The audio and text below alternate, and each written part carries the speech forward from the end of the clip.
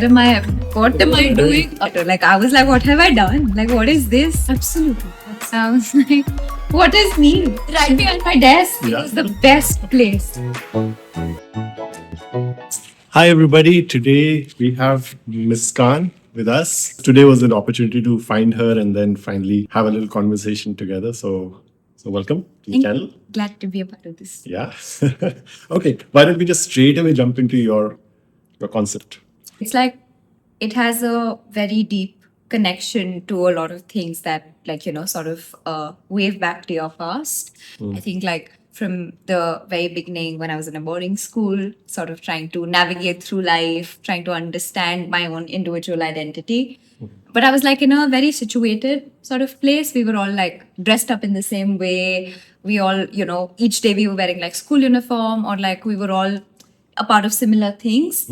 Cut to when I came to college, for example, things like suddenly changed. I was not situated. Again, I was far away from family, trying to find my own spot in the world.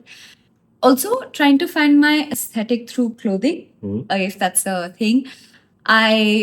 Whenever I used to sort of go buy anything, for example, I love printed shirts or that loose fitted shirts, which I wear very often.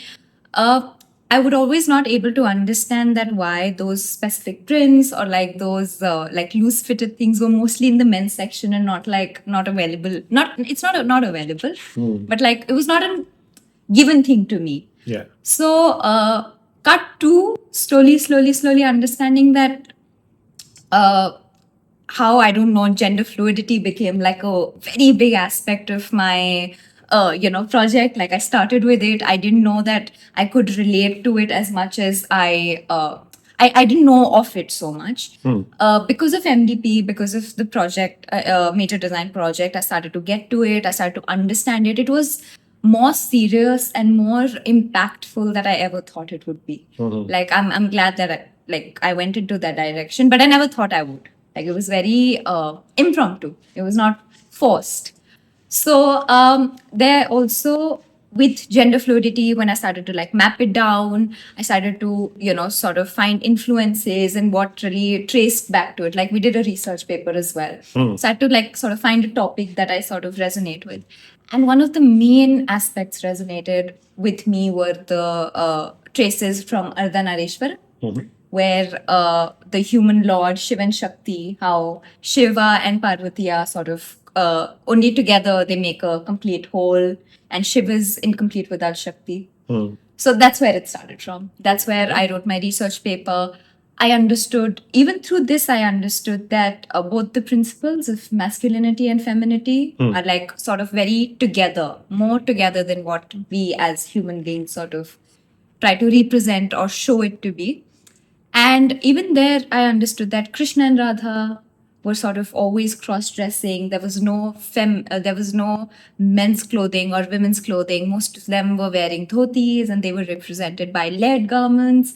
They were cross-dressing. Not just that, Mohini and all of these people, like, there were a lot of influences and traces back in the mythology and history that we, sort of are so proud of today, were very there at that time. So it's not a trend right now. Gender fluidity, it was existed back then.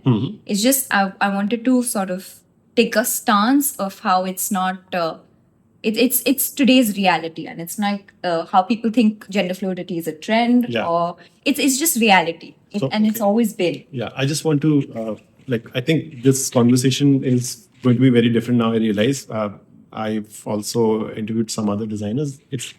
I think our conversation is going to be around your concept note, but then I'll keep asking a few questions around it, and then this entire thing is going to be like a concept note thing, because it seems like it is a part of your own identity in your life and your lifestyle and everything, right? It's pretty much. Yeah. In the beginning, I didn't in the beginning, I was trying to sort of relate to it myself, but then I realized it's not just my story. It's story of a lot of individuals. It might sound a little weird, but I've always been very involved with Ganesha. Like, I would love, as a child, I would love, sort of sitting down, watching Bal Ganesh. I think I watched like every animated, like the ones that, who used to come with children, and how, Ganesha used to help the children. I've really like deep rootedly connected to that aspect. Hmm. And everywhere I go, like my Ganeshas will be, I feel very protected by it. And like I've always made to feel like from my mother and my like I've always made to feel like to not be fearful of sort of God or like that power. I've always been told that they're your friends, they're always like protecting you. So it like that's always been in my head. So I think like not in terms of Shiva and Parvati, but in terms of sort of understanding my thought mythology as my very own, and not as something that I should probably be fearful of or be like particular about or like be scared of. I don't know, it's never been in that direction. It's always been very happy, free flowing, like a friendship that you sort of share. So I would love hearing stories about it. Life is sorted. That's amazing. Okay, now do you want to show us your process through your? So no design process is relevant without a journal where a designer keeps all the track of things. It's very rough, it's very raw, it's very natural. So this is the secret book that every designer keeps and maintains, where you have the entire process, which is very ambiguous, which is very unknown to everybody, to the designer herself. So Muskan is going to take us through her process. So, beginning with this, when I lost sort of track of my journey, I think when I was not able to reconnect with things, this is a map my teacher sort of made and it like stayed with me. So that I always have like a check. So Richa ma'am made this once and I constantly try to go. I hope I was able to, yeah. So it started with just in general understanding gender fluidity, mapping it all out, what it meant to me, how, sort of people, surfaces, places. In the end, I sort of put my color story so that it's I mean, as normal and as like predictable as pink and blue might sort of sound, like blue as girls and boys. That's what I sort of were doing in my research paper also. But to me, it had a deeper connection, so I wanted to just have that here. Okay. Then like sort of identity, how it these things were sort of how they were given to me by my mother and how my sort of identity shaped through all of that. And then that's just a little poem that I wrote. Then how like the eyes of the people sort of affect who we are as individuals. And then slowly from here, how mythology made a very deep impact in my life and where it all began from, how hearing childhood stories and everything. And then again, Shiva and Shakti, a few notes here and there about understanding gender fluidity again. It also had like a resonance to, the research paper.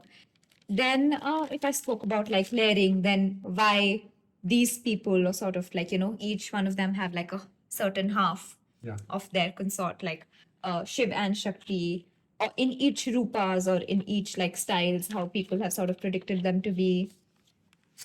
Then again, like another mapping of how my process was sort of shaping through, which was the main point, how I could like sort of basically just tracing through ki kya sahi hai, kya galat hai. Yeah.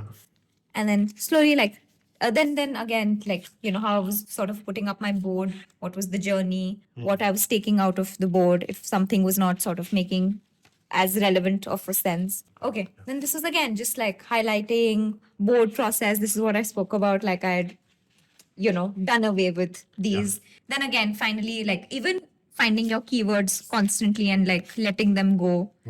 Then this was just the brand research. I saw a film called Bal Gandharva that really influenced me. Then ropes and tires that like I was sort of going to take. Yes. Then again, like lots of board, what I was planning to take ahead. Why did I choose ropes? Then connectivity concept. Why? How did I start with it? And then if I went into brands, then how did I sort of start to make my silhouettes?